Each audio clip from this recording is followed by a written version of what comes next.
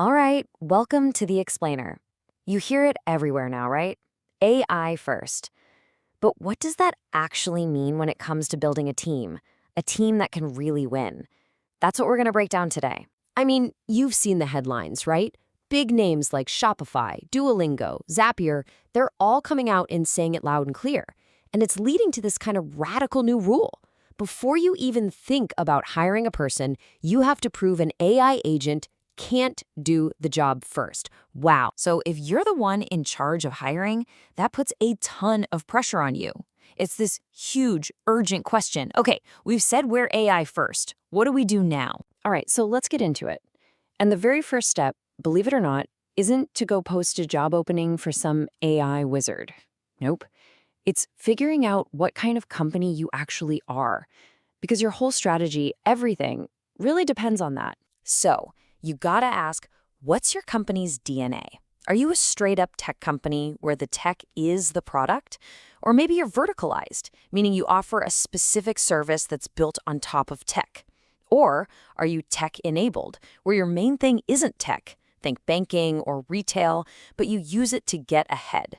Pinpointing where you land on this spectrum is so important because the challenges you'll face are totally different for each one. Okay, let's tackle our first big myth here.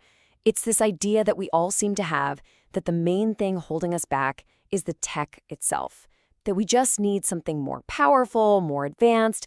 But is that really true? This might sound a little out there, but listen to this claim from the source material. The argument is that we pretty much already have 90% of the technology we need to solve humanity's biggest problems. So if the tech is mostly there, the real problem has to be somewhere else. And honestly, the proof is kind of all around us if you look for it. The market for fax machines? It's not dead, it's actually growing. People are still writing paper checks. It took something like 40 years for electronic medical records to really catch on. So the huge hurdle isn't creating the technology, it's getting people to adopt it, to actually use it. So what does that mean for you? It means your biggest problem, your true bottleneck, probably isn't that you need a slightly better AI model. No, it's the massive gap between the incredible models that are already out there and your very specific real-world business problems. It's not about the tech, it's about the application. And that leads us perfectly into the next big myth we need to bust. This idea that your very first AI hire has to be some elite PhD-level researcher who can build these incredible models from the ground up. Let's play this out with a little thought experiment. Let's call it Ampere's wager. Picture this. You can trade your entire current team, the people who live and breathe your business, who know your customers inside and out, for 5 of the world's absolute top AI researchers.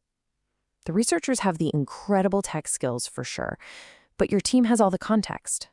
Who are you betting on to win? And this isn't just a theoretical question. Look at this real-world example. Back in 2021, a team was focused on hiring generalists, people who could tune existing models and, crucially, could talk to customers. Fast forward to 2024. The tools are way more advanced, sure, but the priority? It's still the same. They're hiring for people who can use commercial APIs and have deep domain knowledge. Applicable skills and context are still winning out over pure research chops. So here's the bottom line. You win in the beginning with generalists. People who can find that all-important product-market fit. You bring in the super specialists later to optimize and squeeze out that last 5% of performance, but only after you've already built something that people actually want. Okay, so if we're starting with generalists, how do you actually structure your team for success? There's a really helpful way to think about this, a framework called the inner and outer loops. Imagine your team's work happening in 2 circles. You've got the inner loop. These are the essential daily things your team has to do together to even function. It's the engine. Then there's the outer loop. This is the broader expertise, the stuff that makes you different, that sets you apart. It's still vital, but it doesn't need that same constant day in, day out interaction. So what does that core inner loop actually look like in practice? Well, it's a cycle, right? It all starts with a business case. That drives the product requirements. Then those requirements tell you how to do the training and prompting for your AI model. Once a model is looking good, you have to serve it and deploy it. But here's the key. All of this has to be soaked in deep domain expertise. And the results you get from model serving, they feed right back into that expertise.